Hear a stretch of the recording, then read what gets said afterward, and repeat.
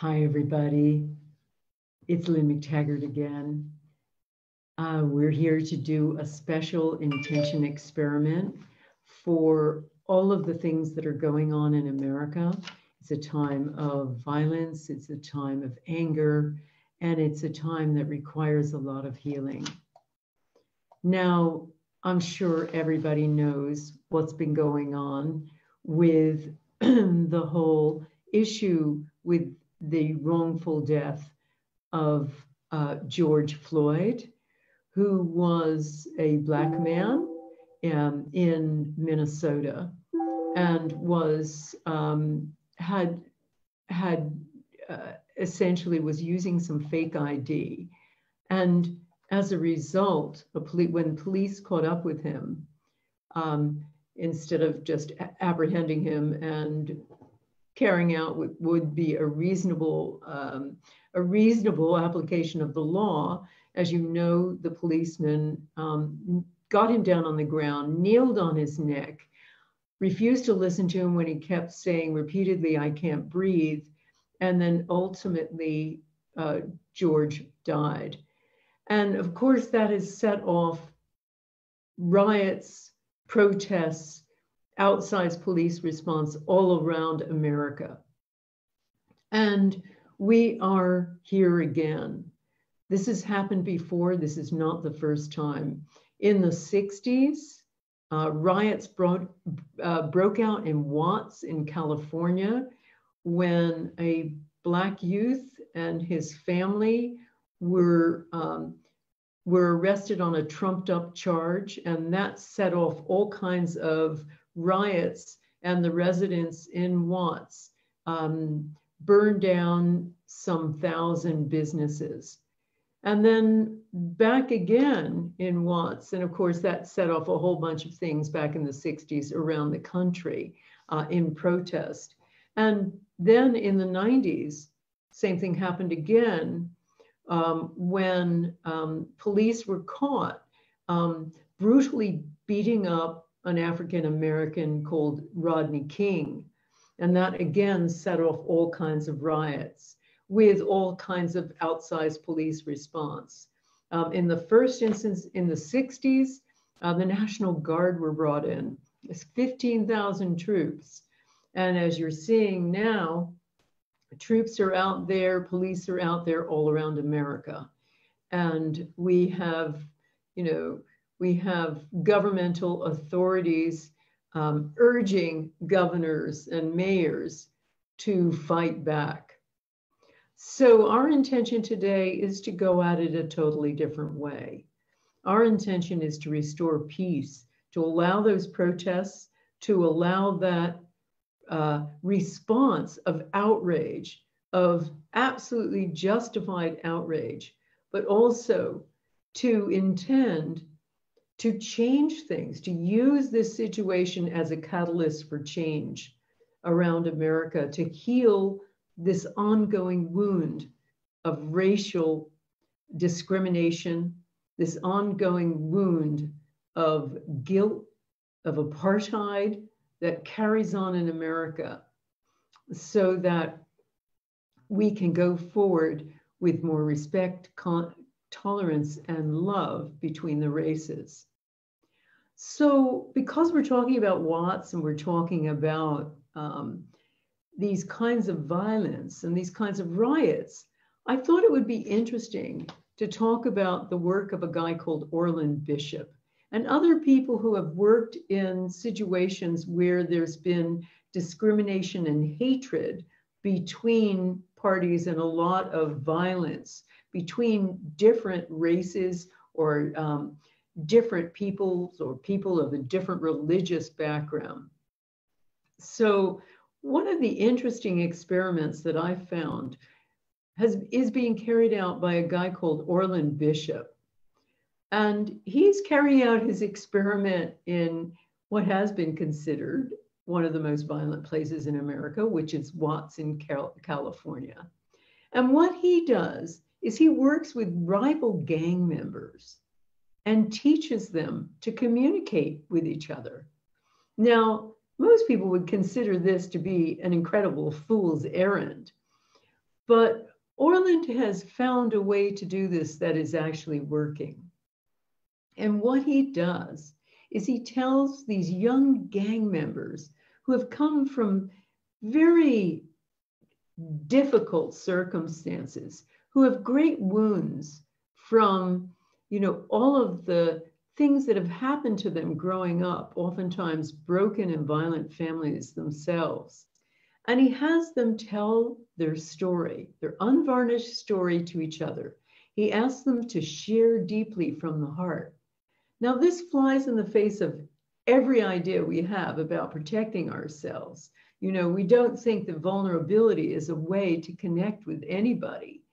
We think we have to protect ourselves, but he finds that that is the way.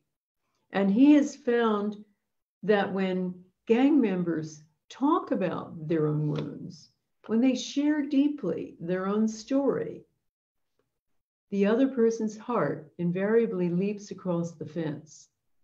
It's a very powerful method of connecting. It's also a powerful way of forgiving, sharing your story, dialoguing without judgment, but sharing your story. How did you come to believe what you've believed? And what is it that brought you there? But also sharing your own pain. This, again, seems very counterintuitive. But I think of the work of James O.D., who carried on forgiveness dialogues between people who were separated or were enemies. For instance, blacks and whites in South Africa, or in this case, Jews and former Nazis. He had one forgiveness dialogue where he had a woman called Mary Rothschild, who was the daughter of a pair of Holocaust victims. And they were survivors, and she was their daughter. And he also had Gottfried Lieb, who had been a member of the Hitler Youth Movement when he was very young. And so he had them talk together. And the rules of the game were that they could share deeply about their experiences, but also ask questions honestly and demand truth. And so Mary kicked it off, and she turned to Godfrey and she said, "So, what happened to you, during the Holocaust? What did you do?" And he said, "Oh, well, nothing much. I broke a few windows during Kristallnacht, and I beat up a few Jews, but that was about it." And she said, "Okay." And he said, "I was only 16. And she said, "Okay. So if you were 10 years older, would you have sent my parents to the gas chamber?" And that really gave him pause. He didn't know what to say for a while. And he realized in his heart that he probably would have. And he was shocked. He was shocked by the sudden realization, oh my goodness, I could have been a mass murderer. So he began looking down at the floor and crying. And he said, I was so young, but I will always be considered a Nazi. My children will always be considered Nazis. My grandchildren will be considered Nazis.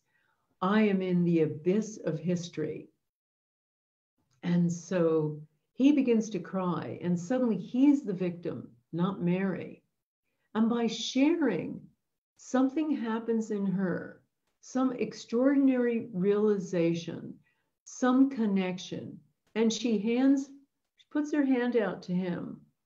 She reaches across, takes his hand, and says, "Yea, though you walk through the valley of the shadow of death, I will fear no evil, for thou art with me." And she says, "Thou art with me," and she holds on to him. And they're both crying at this point. And he says, "I was in the abyss, and this angel reached across and gave me a bridge and asked me to walk across it." And that made that connection in that extraordinary moment of connection. Yea, though I walk through the valley of the shadow of death, I will fear no evil, for thou art with me. A connection, even with that extraordinary polarized divide, that historical divide, they were able to make that connection. And I think that kind of deep sharing from the heart creates forgiveness because it allows for humanity. It allows for our humanness to surface and for the heart to leap across the fence. So today, we're going to hold a little intention for these protests. We don't want to stop them because they may result in some extraordinary change. We've seen some amazing changes with the Me Too movement, and it may well be that the same thing occurs with this, that some needed change is sparked, and that George Floyd's death was an extraordinary catalyst, and he a symbol of the need for this change. So I'd like our intention to be for all protests and all police response resulting from the death of George Floyd to be peaceful, with no loss of life, that violence decrease by at least 25% or more, and that this experience result in greater tolerance, love, and connection between the races. So we're all going to hold this today while we imagine what America might look like with greater tolerance, love, and connection between the races at long last, for this apartheid that has gone on to be over, and for all of these protests to finally make a difference. So let's get connected. Let's imagine that we're all in the same room. We're all holding hands. We're all connected by our common desire for this violence to be over in America, for peace to be restored, but more than that, for polarization between the races to be overcome. So we're holding hands now. Let's take a deep inhale and a deep exhale. A deep inhale, a deep exhale. A deep inhale and a deep exhale. A deep inhale and a deep exhale. And now on this inhale, our intention is for all protests and all police response resulting from the death of George Floyd be peaceful, with no loss of life, that violence decrease by at least 25% or more, and that this experience result in greater tolerance, love, and connection between the races. So as you hold that intention, bring it down to your heart. See, visualize those changes. Visualize the police and the protesters together, all protesting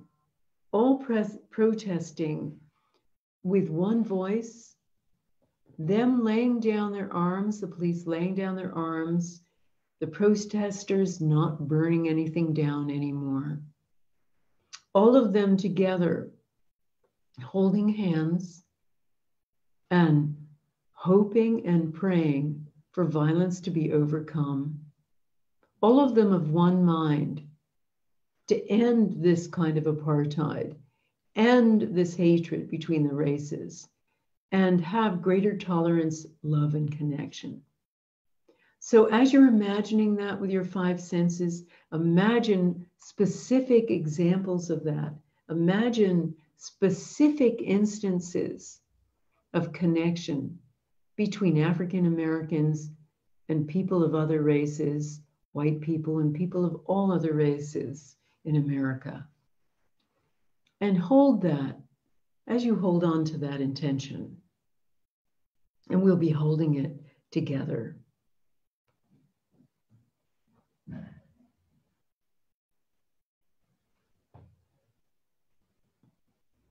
Our intention is for all protests and all police response resulting from the death of George Floyd be peaceful with no loss of life, that violence decrease by at least 25% or more, and that this experience result in greater tolerance, love, and connection between the races. See the change you want to see in the world. Visualize it and hold it as you hold that intention.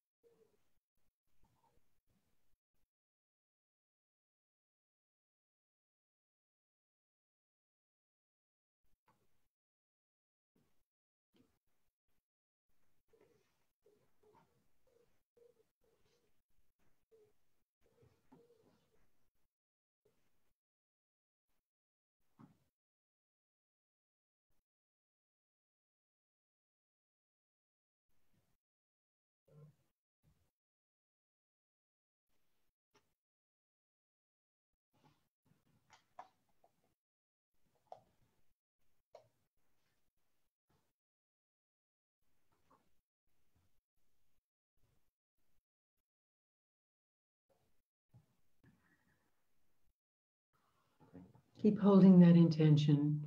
Keep visualizing in your mind people coming together, laws being changed,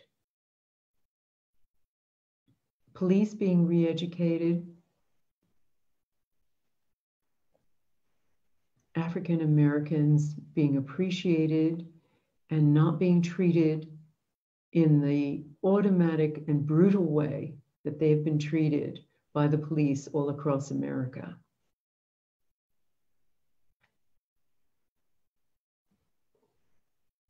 Imagine true equal opportunity for all.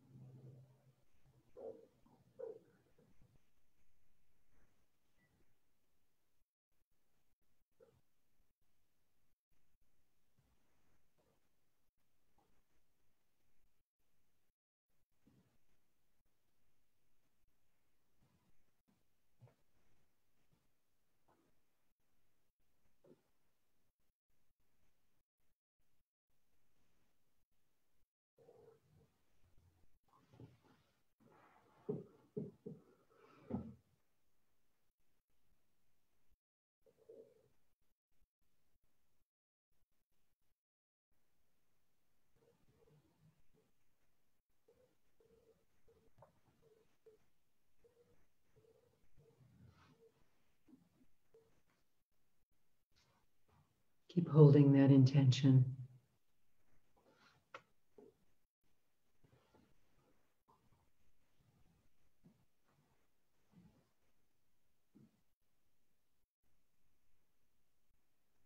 Keep imagining the fire going out. No more violence. Peace restored by 25% or more. We always use a number just to quantify things to the universe, but it usually results in much, much higher figures than we ask for. Imagine the protesters and the police on the same side.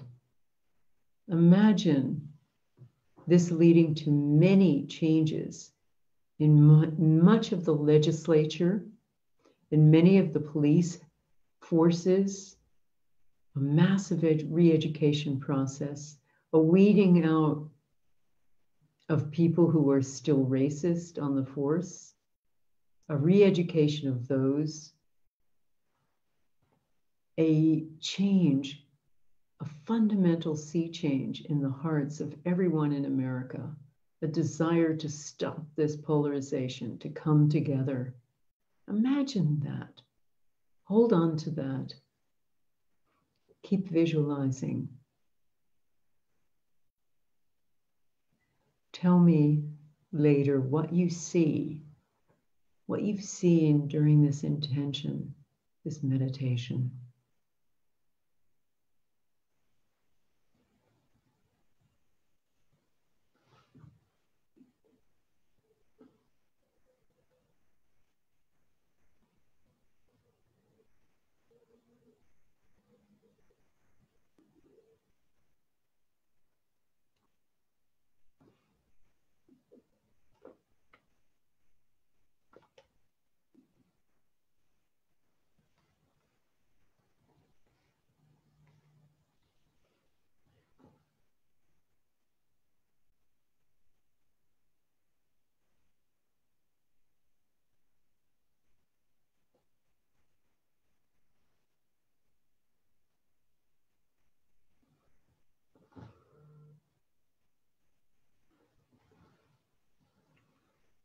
In your own time, let go of the intention. Trust the process. And when you feel ready, come back onto this webcast. Now, write down what you see, what you visualize coming to pass on my Facebook page. But also, I'd like you to think about and write down what you're going to do to end racism. Because intention and change isn't just about thinking what should happen, praying together essentially through a group intention, what should happen, but also going out there and doing. So ask yourself, what's your contribution going to be to end racism in America? Because where it starts is in all of our hearts. What we're willing to put up with, what we're willing to look the other way about. And if this feels like the last straw, it is. It's time to change. So what are you going to do about it? Thank you so much for listening. And I look forward to seeing you next week when we continue on our live intention experiments to end COVID-19, to end our fear of change, and to heal the world. Thanks so much. See you again next week.